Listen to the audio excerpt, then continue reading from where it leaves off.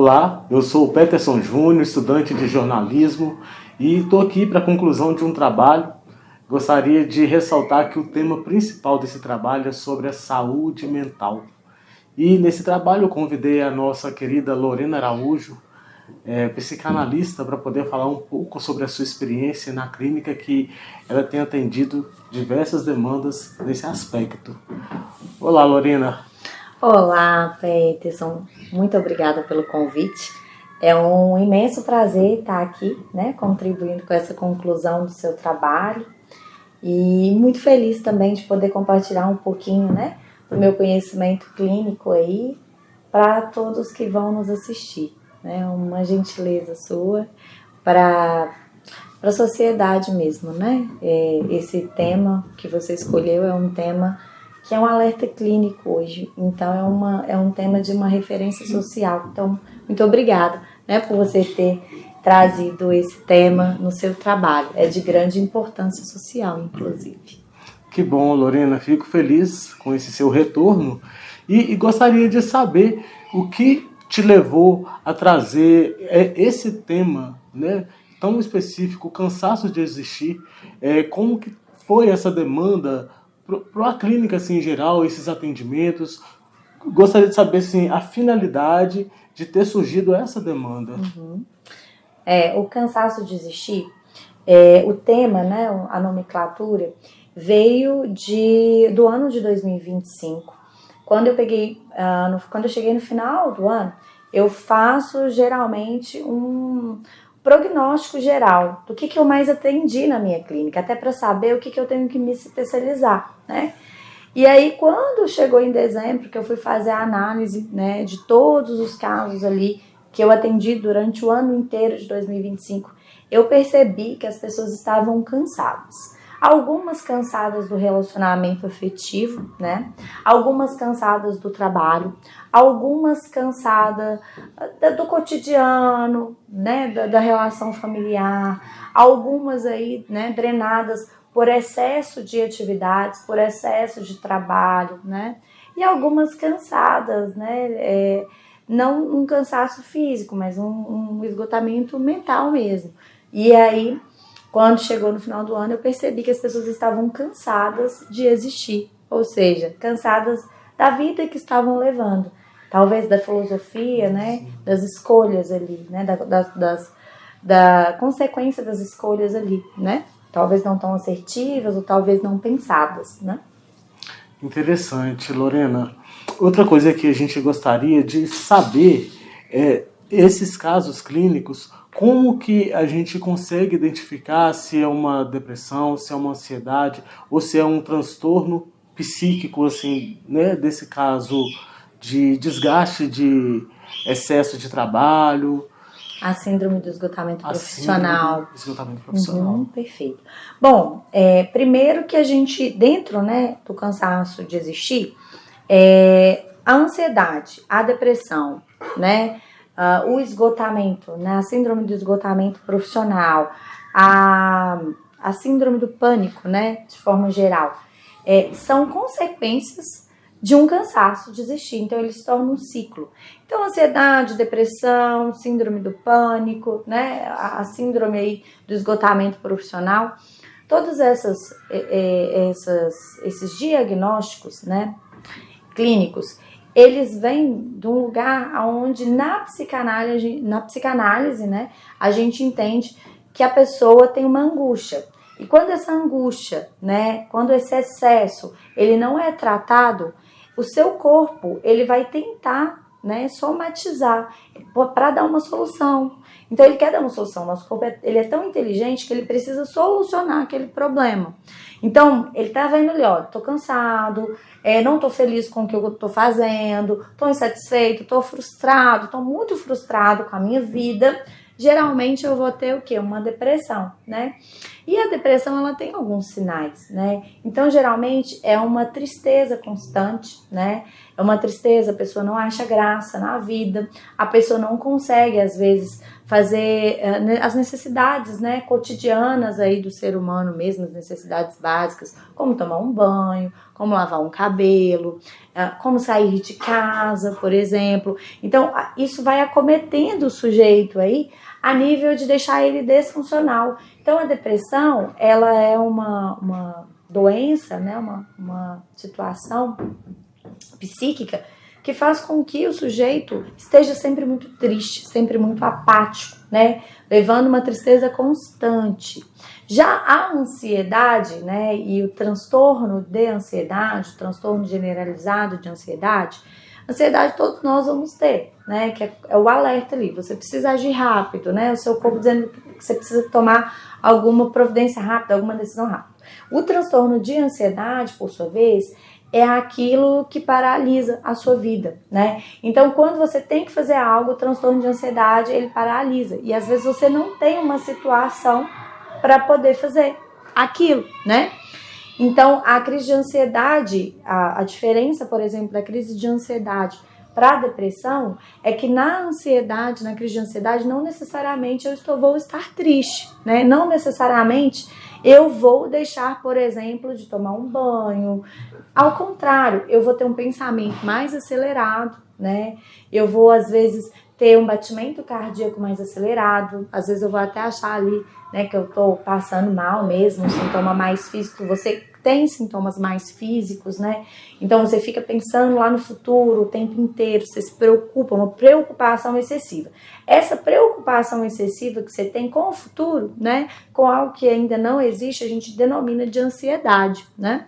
Então os sintomas, né, são vários sintomas, eles são até muito parecidos, mas os sintomas da crise de ansiedade, né, para a depressão, né, de forma aí mais basilar, que a depressão você tem uma tristeza, a ansiedade não necessariamente você vai ter uma tristeza o tempo inteiro, né? E a ansiedade você às vezes até vai fazer coisas, mas você vai ter um pensamento acelerado o tempo inteiro, mas você vai estar sempre muito esgotado. Então às vezes você vai estar se sentindo assim drenado, a energia drenada no final do dia, às vezes, né, vai somatizar no corpo em outras doenças. Por exemplo, a dor na boca ali do estômago, como o pessoal diz, né? Dores no peito, né? A gente pode ter aí sintomas físicos, né? Como, por exemplo, às vezes formigamento nas mãos, né? Queda de cabelo, né? Então, tem vários sintomas aí no corpo que pode ser um transtorno de ansiedade. A síndrome do pânico, por sua vez, ela se diferencia, né, da crise de ansiedade porque ela não tem objeto. Então, muitas vezes a pessoa não sabe porque ela está tendo um pânico, né? E a crise de pânico, geralmente vem mais forte a nível da pessoa entender que ela vai morrer, né? Então, ela acha que ela vai morrer e geralmente a síndrome do pânico, ela vem com um batimento mais acelerado, né? Paralisa completamente e geralmente vai fazendo com que o sujeito também fique disfuncional. Então, geralmente, o sujeito vai querer ficar mais recluso, vai querer ficar em casa. Às vezes, acontece muito na síndrome do pânico da pessoa começar, às vezes, dirige uma vida inteira. Bom, aí ele vai ter às vezes ele vai ter uma crise dentro do carro ali dirigindo, né? A síndrome do pânico, eu não preciso ter um gatilho, então não preciso ter uma lembrança, nada disso. Só vem a crise. Dirigindo, ponto. Aquilo ali já é um ambiente já registrado, então a pessoa às vezes vai ficar sem dirigir, sem pegar no carro, por um medo que ela nem sabe o que aconteceu. Aconteceu alguma coisa? Bateu? Não, né? Eu tenho só um medo ali. E aí a psicanálise, ela traça isso muito como um lugar, né? Todos esses diagnósticos que a gente falou aqui, eles na verdade são uma mensagem do seu corpo que as coisas não estão bem. E às vezes você vai precisar mudar a sua filosofia de vida. Então tem muito mais a ver com como você está relacionando a sua vida, como você está vivendo a sua vida no piloto automático, do que de fato algo ali, né, mais grave, uma situação pontual. Pode até ter situações, né, mais pontuais na vida da pessoa, mas muitas vezes não tem. Né? Então, é muito mais o seu corpo ali dizendo, olha, talvez você precise mudar a sua filosofia de vida. Talvez tenha angústias aí não tratadas e esses diagnósticos aí, eles vêm como uma mensagem. Que bacana o seu esclarecimento, e ele traz mesmo assim para a gente uma reflexão, um atentado para olhar para dentro da gente mesmo e pegar alguns pontos para ver se realmente a gente está com uma tendência depressiva ou se a gente está com uma tendência de uma ansiedade. Então, essa autoavaliação, acho que no começo é bacana, foi muito bom o seu esclarecimento. E a segunda ou terceira pergunta nossa, no caso aqui agora, ela é um pouco sobre as cobranças, o relacionamento conturbado. Você acha que numa clínica de psicanálise é possível perceber quando tem um desgaste de cobrança, de às vezes um excesso de amor demais numa relação? Uma ansiedade, uma depressão pode desencadear num relacionamento?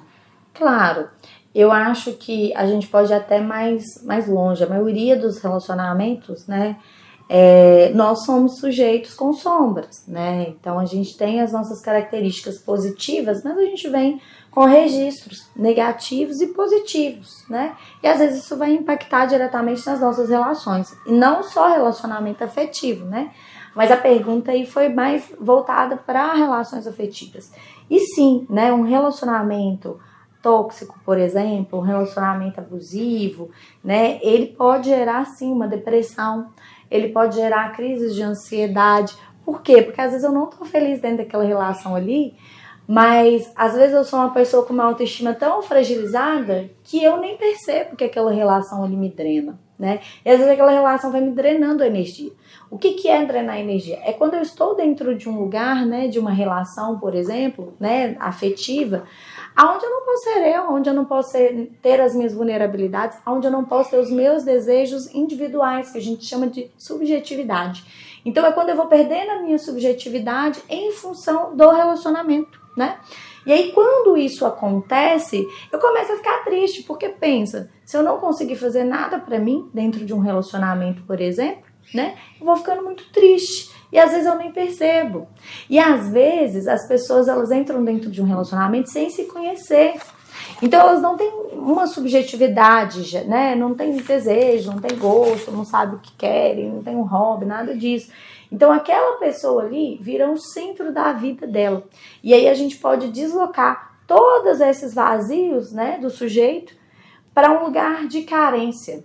E a dependência afetiva ela começa a nascer daí. Porque aí eu só sou visto a partir do olhar do outro. Então, se o outro me acha bonito, eu estou feliz. Se o outro fala que me ama, eu me sinto amado, né? Se o outro faz algum programa, eu faço algo também. Então, eu só existo, eu só tenho vontades, gostos, desejos a partir do olhar do outro. E aí, eu tenho aí, né, a dependência emocional. A dependência emocional, ela não é só uma dependência romântica, né? Ela pode ser dependência familiar, né? Dos pais, de irmão, enfim. A dependência emocional, ela é uma carência disfarçada de amor. Ela não é amor, porque amor é livre, né? Amor eu posso ser eu, ao contrário. Amor eu posso ser eu. A dependência afetiva e relacionada ao amor, eu não posso ser eu. Porque se eu for eu, o outro vai me abandonar. Ou eu acho que o outro vai me abandonar, ou vai me rejeitar. Então, geralmente, esse lugar, a pessoa que tem uma dependência emocional, ela já vem para essa relação com uma autoestima muito fragilizada. Às vezes com traumas, né? Às vezes foi abandonado, às vezes foi rejeitado. E isso não foi tratado. Então, o reflexo disso na relação é a dependência, né, emocional, afetiva aí. Que bacana, interessante ter esses resultados, porque hoje a próxima pergunta nossa aqui, inclusive, que fala sobre um pouco da questão do social, as redes sociais, por exemplo. As pessoas são muito carentes, às vezes se apega numa postagem de alguém conhecido e inspira, né, se baseia que a vida vai para aquele sentido, e não é. Às vezes ela tem uma experiência, uma rotina, um cotidiano totalmente diferente, e aí as redes sociais acabam, às vezes, dando uma visão superficial de que a vida da outra pessoa é melhor do que a dela. Você acha que isso também tem sido um dos problemas que causa a ansiedade, que causa um esgotamento nas pessoas, as redes sociais? Com toda certeza. As redes sociais, né, elas hoje, ela tá tudo muito aberto, né? Então a vida das pessoas está muito aberta e eu preciso mostrar algumas coisas, né? E eu quero ser visto. Então nós estamos vivendo um mundo, principalmente pós-pandemia, muito digital, o que é incrível por um lado, né? A tecnologia é algo incrível e eu sou fã, né, das redes sociais, inclusive, mas eu tenho o lado ruim, o lado negativo também. Porque eu acabo tendo pessoas ali que vivem em função desse olhar do outro, querendo ser o outro. Então eu me comparo. Quando eu me comparo com o outro, eu tenho duas situações. Eu posso me inspirar, a comparação ela pode ser para que eu me inspire no outro e eu até tenha insights ali de uma vida, né? Olha, o outro, né, vai fazer, sei lá, tá tirando carteira, por exemplo, né? Vi a pessoa ali tirando carteira, uai, legal, eu posso também tirar uma carteira aqui. Então, pode inspirar, como pode fazer, né, a pessoa ali entender que ela nunca vai conseguir aquilo. Só que não tem a ver com quem está postando, tem a ver com quem está assistindo ali, né? E aí tem uma responsabilidade também por detrás disso, porque muitas pessoas postam uma vida que não existe. Então, a rede social, ela é feita para entreter o outro. E o entretenimento, nem sempre ele é a vida real, né? Então, muitas vezes, as pessoas caem nesse lugar, né? De excesso de consumo, que a gente está num mundo muito consumista, pós-pandêmico, né? Jovens muito ricos, né? Muito milionários aí, youtubers, né? Esses influencers aí. Então, eu quero que o outro entenda que ele também pode. E aí vira um esquema de pirâmide, né? E aí o esgotamento social ele vai acontecer em relação a isso, inclusive, né? Vai drenar porque eu vou me comparar com o outro. E quando eu me comparo com o outro, eu vou perder, óbvio, né? Se eu me comparar com você, com a sua vida, eu vou perder. Vão ter coisas boas na minha vida e vão ter coisas boas na sua. Geralmente, eu vou comparar com as coisas boas que tem na sua e que não tem na minha. Então, logo eu vou perder, né? Então, é uma questão muito mais de filosofia de vida. Sim, e eu acredito que clinicamente isso deve ser uma demanda que deve ter surgido bastante nos últimos anos, nos últimos meses. Principalmente eu acho que nos últimos anos para cá. Acho que meses, talvez nem tanto, porque muitas coisas também são fatores que vão acontecendo no dia a dia que tem momentos que acabam dispersando as pessoas das redes sociais. Por exemplo, uma Copa do Mundo, um Dia dos Namorados, agora vem período de eleições, então assim, as pessoas também vão um pouco por essas datas comemorativas, né? Mas se consome muito. Se Sim. consome muito nessa época, porque eu tenho conteúdo. Então, quando eu tenho alguma coisa, eu tenho conteúdo e eu vou consumir aquilo. E quando eu estou consumindo aquilo, eu acabo gastando minha dopamina, né? E aí, indo até para uma outra pergunta que você fez, as pessoas elas estão gastando muito a dopamina, né? Então, o excesso ali de tela faz com que eu gaste ali, né, esse neurotransmissor e eu fique esgotado, tá? Às vezes a pessoa passa ali, parece que você passou 10 minutos ali, tem 3 horas que você tá ali só vendo, só rolando feed, você nem para. Então, esse lugar do rolar o feed tá fazendo com que a gente tenha excesso de conhecimento e a gente tenha uma urgência, um senso de urgência rápido. Então, tá construindo a gente mais ansioso mesmo. Eu preciso tudo para ontem, eu preciso fazer várias coisas ao mesmo tempo. Então, eu rolo o celular, eu assisto a televisão, Netflix, eu escuto alguém falar comigo. Então, numa roda de conversa, eu tô fazendo 3 coisas ao mesmo tempo. Assistindo, vamos supor, né? Assistindo o jogo, rolando ali o feed, né? E escutando ali as pessoas conversarem. Então, quer dizer, eu não tô fazendo nada, né? E tô gastando muita dopamina. Então, sim, vai ser um mundo com uma possibilidade de ter uma exaustão por um excesso de informação. Uhum. E essa pergunta ela ficou até um pouco mais estendida, muito pelo fato de que as redes sociais, inclusive o nosso próprio trabalho em si, ele acaba costumando passar pelas redes sociais, né? Hoje em dia a gente socializa muito através das redes sociais.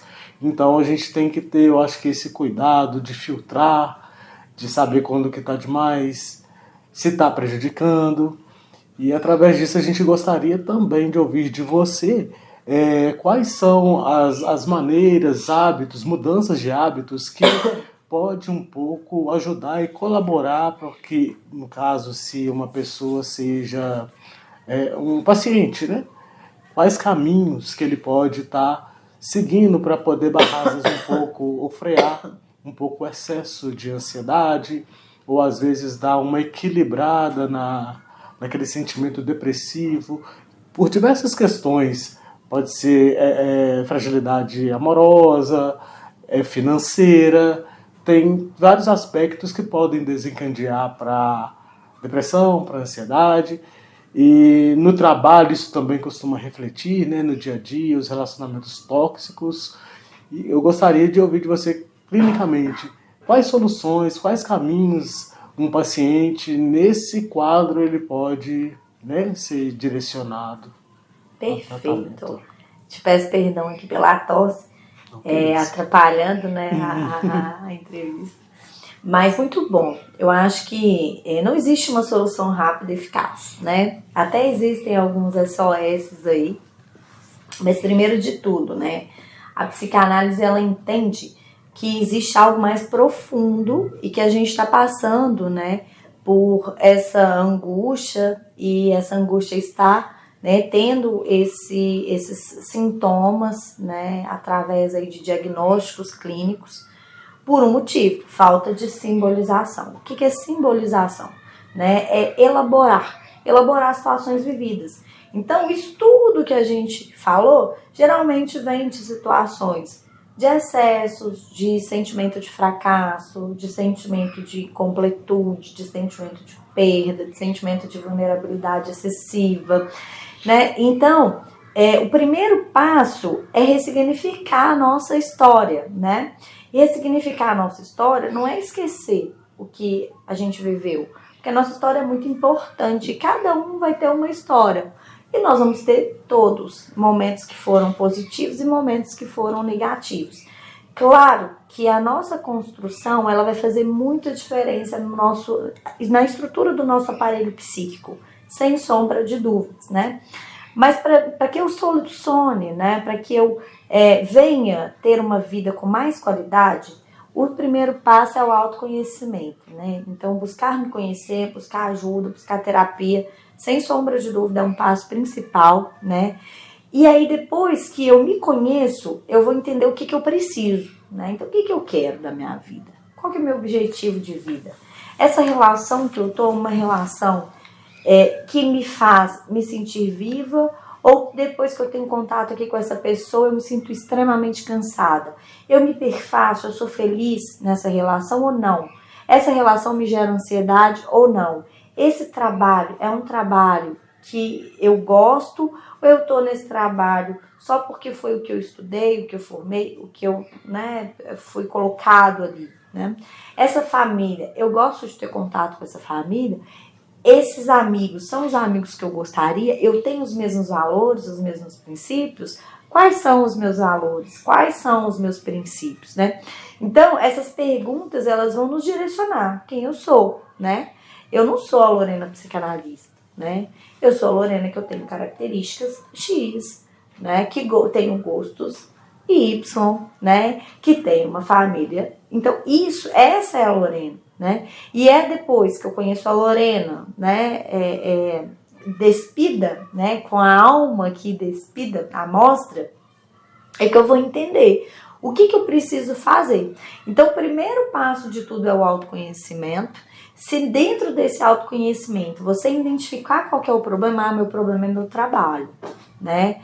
Eu tenho um chefe tóxico, ou eu não gosto da atividade a qual eu exerço, ou eu acho que eu mereço mais, ou eu não desenvolvi capacidade suficiente, esse trabalho me drena, eu tenho medo da reprovação, eu tenho medo da rejeição, eu tenho medo. Aí a gente vai por dois caminhos. É hora de sair desse trabalho, ou eu posso, né, investir aqui em mim, né, intelectualmente, para que eu atinja o que a atividade ali, né, o que a atividade precisa ali, de mim como profissional. Se eu opto pelo caminho aí de que eu não quero ficar nesse trabalho, é um outro ponto, eu preciso sair do trabalho. Só que eu não vou simplesmente sair, eu vou me organizar. Então eu não me organizo só financeiramente para sair de um trabalho. Eu começo a construir uma autoestima, né? Então eu vou conduzir a minha vida, eu vou construir minha autoestima, eu vou fazer coisas que têm mais a ver com meus valores.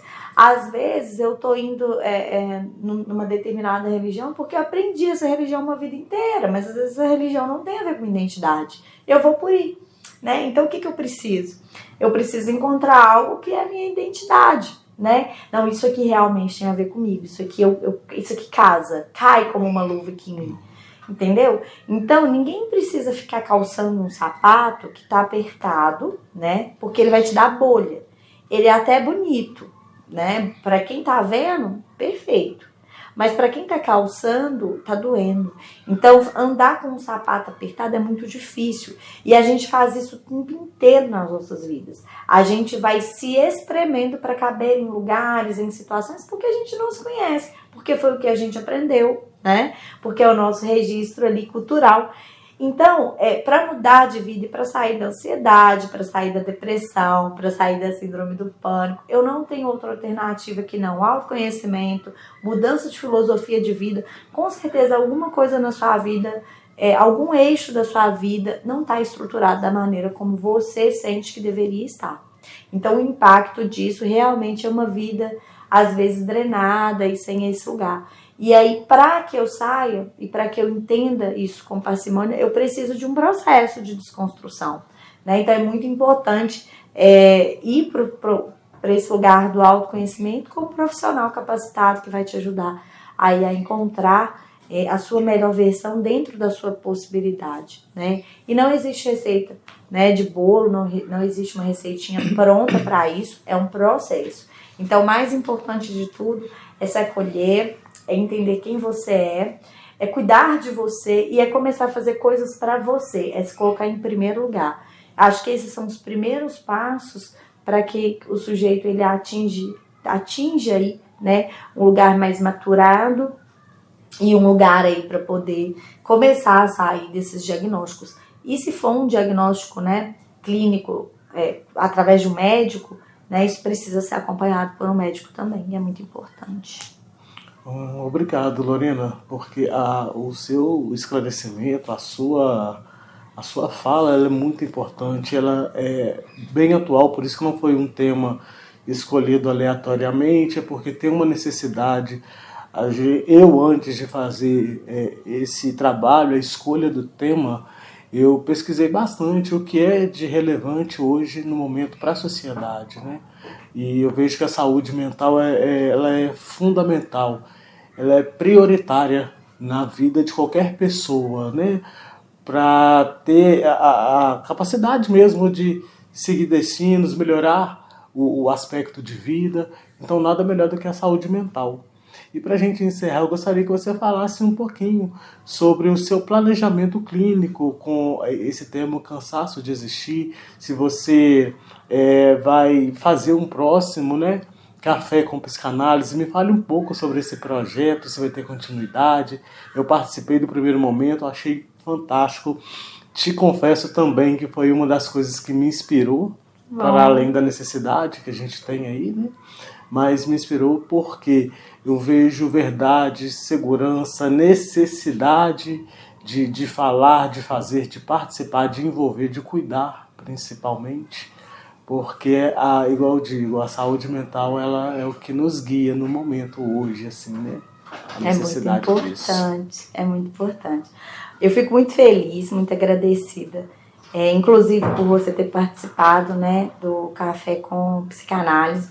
E de forma muito sucinta, o Café com Psicanálise, ele nasce da necessidade de sair de assuntos que são alertas clínicos sociais para fora do consultório, né? Então foi um projeto presencial, né? Foi um encontro, um evento, e eu não quis nem chamar de palestra, não quis chamar de workshop, mas foi um evento que nós fizemos, né? Aberto a quem quisesse participar. Foi um evento para poucas pessoas, tinha 40 pessoas no espaço. Nós tivemos um café da manhã e nesse café da manhã eu selecionei, né, o tema Café com Psicanálise. Dentro desse tema fomos escorrendo aí vários outros subtemas importante sobre o cansaço de existir, né? Nós vamos ter outro evento, né? Nós já temos um próximo tema em breve. Mas o mais importante é que do Café com Psicanálise, desse tema, né, o cansaço de existir, nós tivemos tanta coisa boa, né? Porque foi um evento onde nós descansamos, né? Era um evento que eu queria descansar. Então foi um evento onde nós tivemos uma apresentação de teatro, né, antes de começar o tema, onde deixou ali todas as pessoas que estavam ali participando, né, com a energia mais baixa, né, já mais reflexiva. Tivemos um café antes aí também do evento, né, durante do evento, pós-evento também. Foi bem agradável, estava um clima muito gostoso. Tivemos uma aromaterapia também no espaço para que os participantes pudessem relaxar, pudessem se sentir menos ansiosos, né? A escolha da essência foi, com certeza, uma das coisas também que ajudou, né? A música, a iluminação, tudo isso, foi tudo muito pensado para que as pessoas descansassem, né? Então foi um evento bem curtinho, de 2 horas. Tinha paciente, tinha amigos, tinha família, né? Então tinha pessoas que eu nunca vi na minha vida, inclusive, e o tema foi escolhido para esse lugar. Precisamos falar disso fora da clínica analítica, né? Para além ali dos meus analisantes, para além do setting terapêutico. Vamos ter outro evento de Café com Psicanálise, agora com outro tema, né? Porque os temas vão mudando. Então, o próximo tema nós vamos falar sobre inconsciente. Um dos subtemas aí do inconsciente é o inconsciente e o dinheiro. Talvez venha o inconsciente, a comida também, que é como tem o reflexo aí, né, dos excessos na comida, no dinheiro, que é um dos temas que está sendo aí reflexo em 2026, né? Então, muda um pouquinho, as pessoas ainda continuam cansadas em 2026, mas a gente vai mudar o tema. Nós vamos ter o próximo evento, se Deus quiser, no final do ano. Mas do primeiro evento do Cansaço de Existir, nós vamos ter uma mentoria, um curso online, né, que já está no forno aí para sair, já está pronto. E também vamos ter aí o lançamento do livro Cansaço de Existir, que é um compilado de várias histórias aí de pessoas que se cansaram em algum momento e o que essas pessoas fizeram, né? Então, o evento surtiu muito efeito. Eu estou muito feliz com o resultado, fico muito feliz de você ter participado do nosso primeiro encontro presencial, né? E vamos ter muitos outros, mas a ideia é, de fato, tirar assuntos muito importantes que aparecem na clínica, no setting terapêutico, e trazer como lugar de alerta, de debate, de insights, né, de pensamento. Então, é a clínica fora do consultório. A ideia do evento é, de fato, essa. Já vou fazer minha inscrição. Por favor. Lorena, muito obrigado por você dar pra gente esse feedback, que é muito importante, né, para a conclusão do trabalho, mas em si também para a vida, que eu acho que é super válido. No mais, muito obrigado, e a gente se vê aí no próximo trabalho. Muito obrigada, eu que agradeço. Um abraço. Um abraço.